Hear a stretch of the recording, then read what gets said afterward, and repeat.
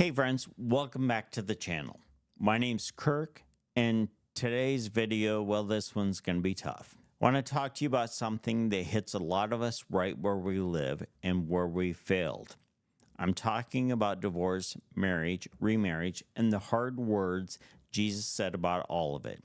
But before you click away or brace yourself for a lecture, let me tell you up front, this isn't a message of condemnation. It's a message of grace, real grace, the kind that meets you in the mess and the kind that pursues you when your story is broken. Now, this weekend, went to church and listened to a sermon that just really hit me hard in a great way. My pastor, he's doing a series on sermons that aren't his favorite because it tackled a section of scripture that most people, are honest, would rather avoid. Today's was Matthew 5, Matthew 19, and Ephesians 5, Jesus teaching on divorce. And as someone who's been married and divorced and remarried and divorced and remarried and divorced, is someone who's made more mistakes than I can count. And so I didn't listen to this from the outside looking in. I listened as someone who's lived through the grief and the guilt, but also listened as someone who knows what it means to be loved by Jesus anyway. So Jesus said that anyone who divorces their spouse except for sexual immorality and marries another commits adultery. And that's hard. That's really hard. I mean, how do you even hear that without immediately feeling disqualified? And something my pastor said, no one is righteous, not even one. We've all fallen short. We've all broken promises. We've all made decisions we wish we could take back. But here's the thing that pulled me in. Before Jesus says anything about marriage or divorce, he reminds us of what love is supposed to look like. So in Ephesians 5, Paul writes that the husbands are to love their wives as Christ loved the church. That means sacrifice. That means laying yourself down. That means going first in humility, even when you don't feel like it. And that picture, Christ in the church, is what marriage is supposed to reflect. But let's be honest, most of us don't reflect that well. I tell you the truth, there were seasons in my life where I was just flat out selfish.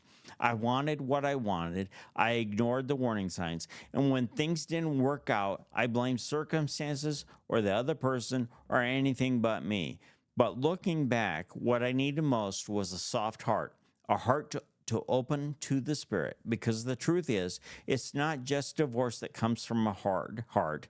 It's anger, pride, lust, bitterness, and all of it starts there.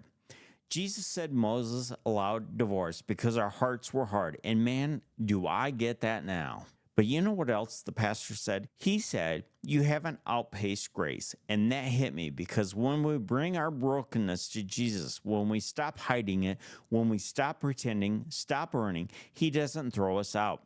He welcomes us in. He calls us his bride. And when he looks at us, he doesn't see wrinkles or blemish or shame. He sees us as holy and blameless because of his blood. So maybe you're watching this and your marriage is hanging on by a thread. Or maybe it already fell apart and you're living with that deep regret. Or maybe you're remarried and wondering if God is still with you. Maybe you've chosen to be single, or maybe it chose you.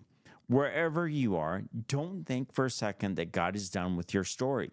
He's a redeemer. He takes what's been broken and doesn't just patch it up. He transforms it. He doesn't shame you for what you didn't know or couldn't undo, but from here forward, he invites you to walk in his way. That starts with a soft heart, a surrendered heart, a heart that says, Jesus, I trust you, even when the parts of my story I don't like to talk about. If you're married, stay tender. Fight for your spouse. Be the first to sacrifice. If you're divorced, know that God's grace is big enough for your worst day and every day since. If you're remarried, love that person with the selflessness that Jesus modeled for you. Don't let shame own you. Let Jesus redeem what he's given you now. And if you're single, friend, you're not incomplete. You're not in waiting. You are loved and called right now just as you are. Jesus doesn't just tolerate our brokenness. He died for it, and he's not done with you. If this spoke to you today, if you're processing something in your own heart, drop a comment or reach out. I'd love to hear your story and walk with you through it. Make sure you subscribe if you want more real talk on faith, recovery, and walking this out in the real world. We're in this together, and God's not done. I'll see you in the next video. Thank you for watching, and have a blessed day.